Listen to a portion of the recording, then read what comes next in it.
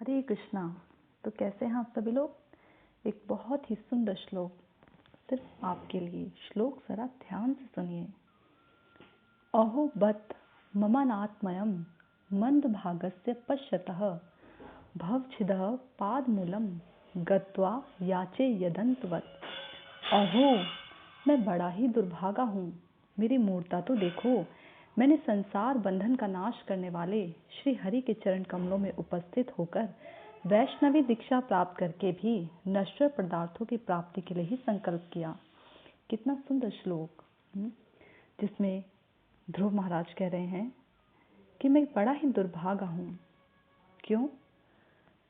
वो अपनी ही बात बता रहे हैं, अपने हृदय की।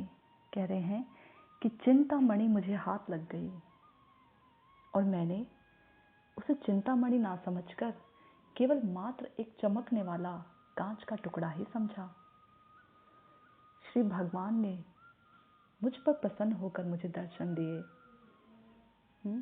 और मैंने उनके अमोघ दर्शन के फल के बदले में संसार को बांधने वाला राज्य मांग लिया। तो इसलिए ध्रुव महाराज अपने आप को बहुत बड़ा दुर्भागा बताते हैं।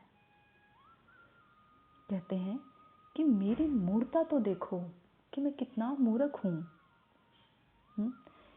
6 वर्ष की आयु में, केवल मात्र 5 वर्ष की आयु में मैं घर से सब कुछ छोड़कर वन में तपस्या करने निकला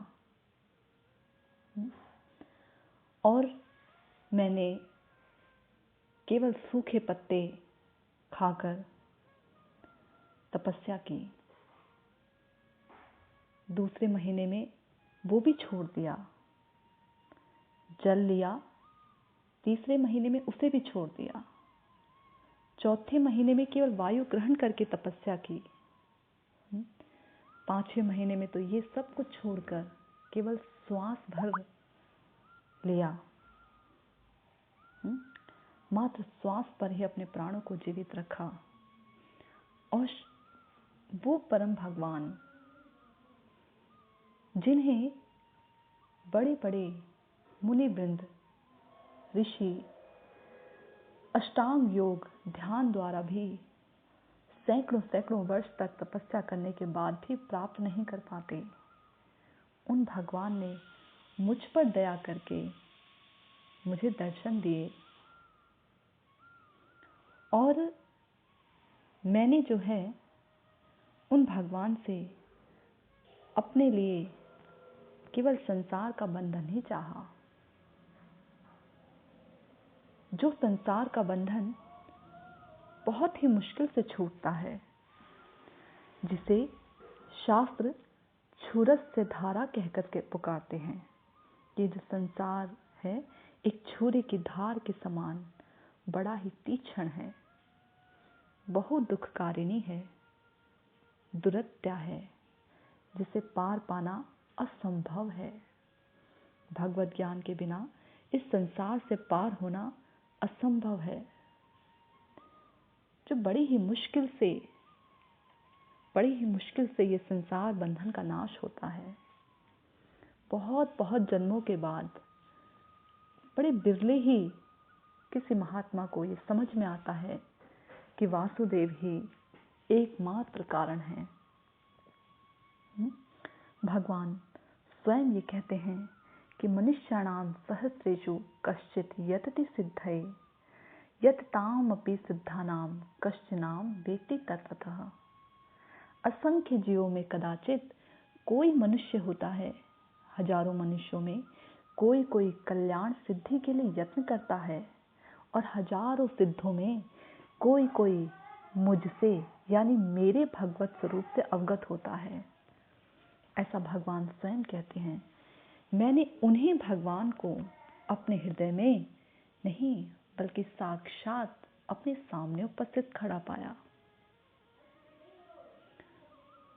ऐसा होने के बावजूद भी उस पर भी नारद जी ने, जो भगवान के अनन्य प्रेमी भक्त हैं,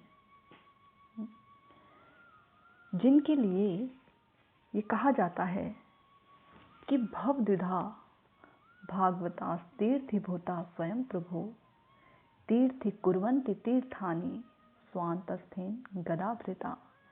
आपके जैसे सभी साधु स्वयं तीर्थ स्वरूप हैं। साधु लोग गदाधर श्री कृष्ण को निरंतर हृदय में धारण कर पापियों के पाप से मलिन हुए तीर्थ समूह को भी पवित्र करने में समर्थ रहते हैं। ऐसे नारद जी ने मुझे वैष्णवी दीक्षा प्रदान की, भगवत संबंधी ज्ञान प्रदान किया। कैसे मैं भगवान के चरण कमलों को अनायास ही प्राप्त कर लूं, इसकी शिक्षा उन्होंने मुझे दी।